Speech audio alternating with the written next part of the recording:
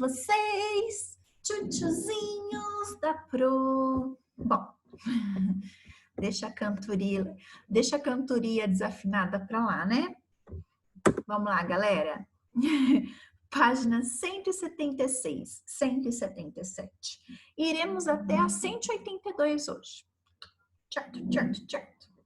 176.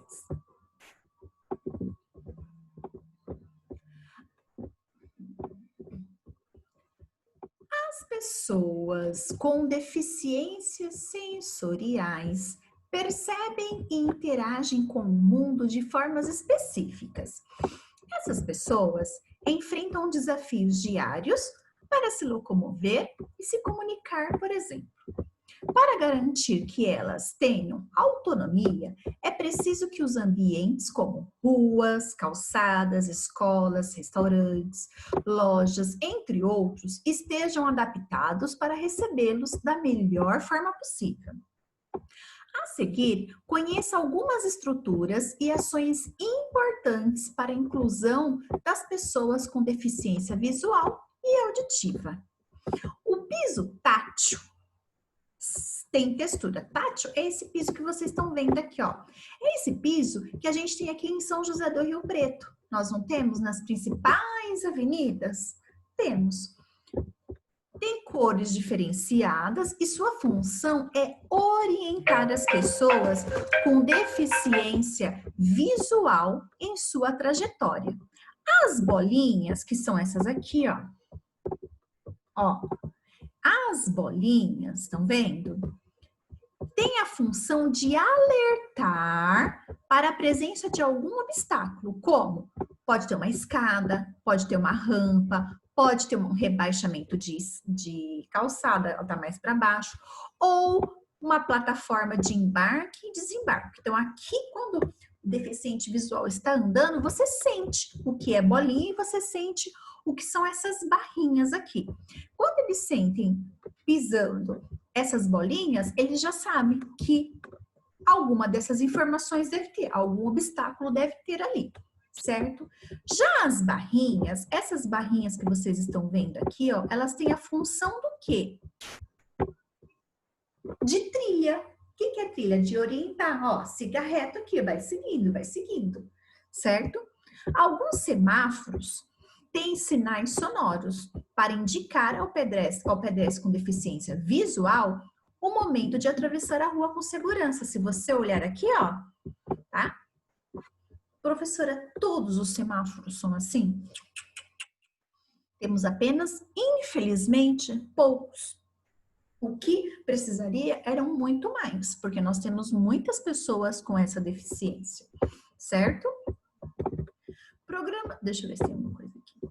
Os filmes, desenhos e programas de televisão devem ter legendas para as pessoas com deficiência auditiva. Então, quando você vê esses filmes assim, ó, que tem legendinha, né? Que às vezes você até clica lá para tirar a legenda. Para que serve essa legenda? Para que quem não consegue ouvir, leia com os olhos, ok? Porque ela vai olhar e vai ler. Ela não consegue ouvir, mas ela pode ler, por isso que tem a legenda. Em palestra e aulas, deve haver a presença de uma intérprete de Libras. Então, você está vendo aqui, ó, uma mulher que você vê que é muito comum ter sempre no cantinho da TV pequenininho assim, durante palestras de informações importantes, declarações do presidente, do prefeito, do governador. Sempre tem uma intérprete falando, porque nós temos pessoas que não ouvem, então elas também precisam saber das informações. Então, nós temos a intérprete de Libras. Certo? Deixa eu marcar texto. Todas as pessoas são diferentes e têm habilidades e dificuldades distintas. O mesmo acontece com as pessoas com deficiências sensoriais. Assim, elas devem ser valorizadas e tratadas com respeito. A seguir, veja algumas atitudes. Então, você está vendo aqui uma senhora idosa atravessando a rua. Primeiro, você não pode chegar na pessoa e pôr a mão na pessoa assim e falar assim, ai, vamos lá que eu vou te ajudar. Nunca, tá? Porque você pode, sem encostar na pessoa, pergunta para a pessoa, posso lhe ajudar? Se a pessoa quiser ajuda, ela vai dizer que sim e ela que vai encostar a mão em você, certo? Ninguém gosta que você sai catando assim. Não, a pessoa vai encostar a mão em você, ok? Então, ó, ofereça ajuda, mas não insista. Se a pessoa falou não, é não. Peça orientação sobre qual é a melhor forma de ajudar, né? Então, a pessoa geralmente, ó, quem é deficiente visual, a pessoa que gosta de pôr a mão no seu ombro. Se você não sabe Libras, ao se comunicar com uma pessoa com deficiência auditiva, fale devagar. Então, quando você não sabe os sinais de Libra, você tem que falar o quê? Devagar. Por quê? Porque a pessoa ela vai ler o seu lábio, ela vai ler a sua forma de dizer. Então, fale olhando para a pessoa e devagar, para a pessoa poder ler o seu lábio. Para ajudar uma pessoa com deficiência visual, ela deve segurar seu ombro, oriente-a quanto à presença de obstáculos e degraus. Então, você tem que falar, olha, aqui na frente tem um degrau, vamos com cuidado. E a pessoa vai com cuidado. Página 178, certo? Leia o texto a seguir. João entrou em casa à noite, percebeu, que não tinha energia elétrica e que a sala estava toda escura. Ele não viu o brinquedo que o filho havia deixado no chão e tropeçou. Agora responda. Letra A.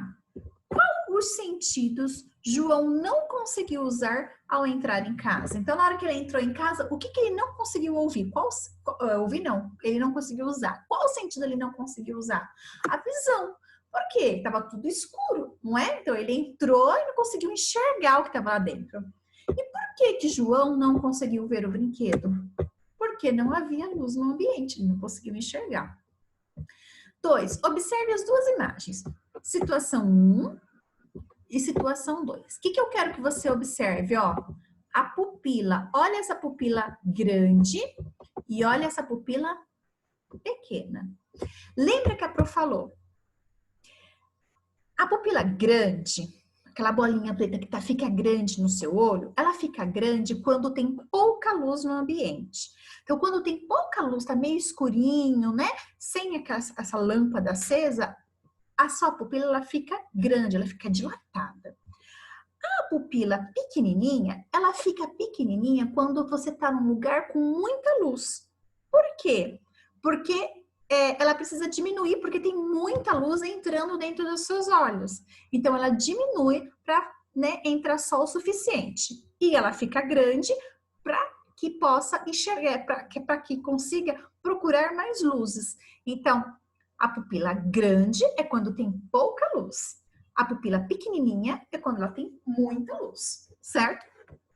Em qual das duas situações há mais luz no ambiente? Falei quase agora essa resposta, hein? Na situação 2, pois a pupila está menor. Exercício da página 179. Assinale, deixa eu ver. Associe a estrutura da orelha à sua função. Então, nós temos a orelha, nós temos o tímpano, o pavilhão auricular, o meato acústico externo e os ossículos, ok? E você vai associar as informações. Pro, eu não lembro, então volta lá no seu livro, porque tem essas informações. Então, vamos lá. Quem conduz o som até o tímpano e produz a cera? A cera é aquela sujeirinha que vocês vivem tirando de dentro da orelha. Vocês não, porque eu também. Então, qual que é?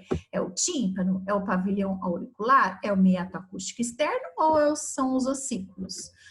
Meato acústico externo. Vibram e transmitem a vibração para a cóclea. Quem é? São os ossículos. Transmite a vibração causada pelo som para o interior da orelha. Os tímpanos. Capta e direciona os sons para o meato acústico. Quem que é? Pavilhão auricular. 4. Leia o texto a seguir. Pessoas com deficiências sensoriais podem participar das mais diversas atividades físicas e praticar esportes. De forma geral, elas só precisam que algumas adaptações sejam feitas. No futebol, para deficientes visuais, por exemplo, é colocado um chocalho no interior da bola. Então, quem vai jogar bola e é deficiente visual não enxerga, a bola ela tem um chocalho dentro dela. Então, quando a pessoa chuta, dentro da bola, aquele chocalhinho faz barulho. Então, quem é deficiente visual consegue ouvir. E quando uma pessoa ela não tem um sentido, ela desenvolve o outro muito mais. Então, por exemplo, uma pessoa não enxerga, então a audição dela é muito apurado, então é muito mais forte, então ela consegue ouvir muito bem, tá?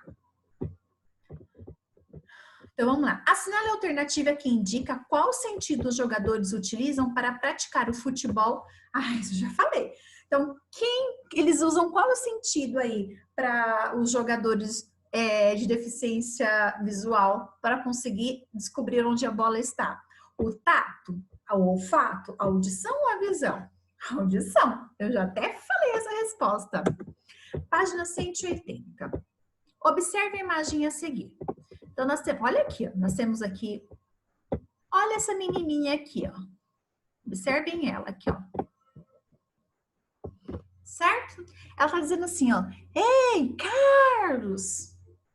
O Carlos virou para trás e acenou para ela, né? Como o Carlos soube que havia alguém lhe chamando? Como que ele soube? Ele ouviu a menina dizer o nome dele. Ou então ele ouviu a menina chamar, certo? Porque foi possível para Carlos saber que a menina estava perto da árvore à direita e não à esquerda.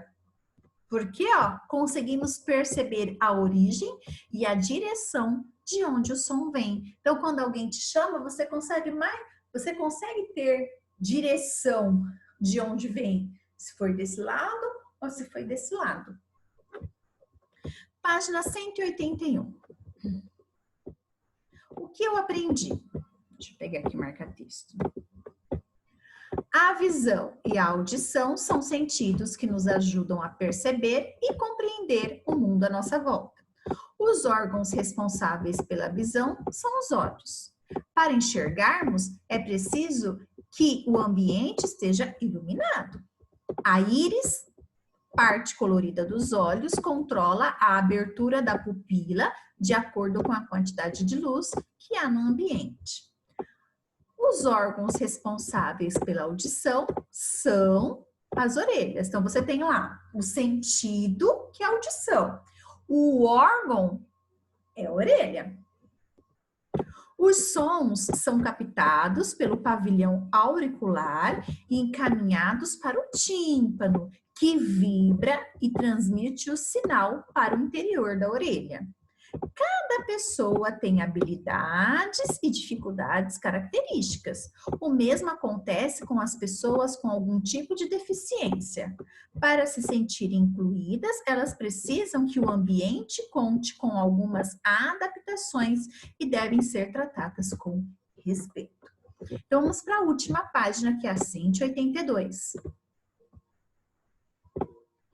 Indique as situações em que as pessoas estão ouvindo a audição e aquelas que estão ouvindo a visão. Então, eu só tenho aqui duas informações que eu quero que vocês preencham: audição e visão, certo? Então, vamos lá. Essa menina aqui, ó, vocês acham que ela está usando a audição ou a visão? Audição. E esse rapazinho aqui, ele está usando a audição ou a visão? Visão. E esse outro rapazinho aqui, ele está usando a audição ou a visão? A visão. E esta menininha cochichando, contando algum segredo, ela está usando a audição ou a visão? Audição. Fácil, não é? Eu sei que sim. Então, um beijão e até a próxima aula.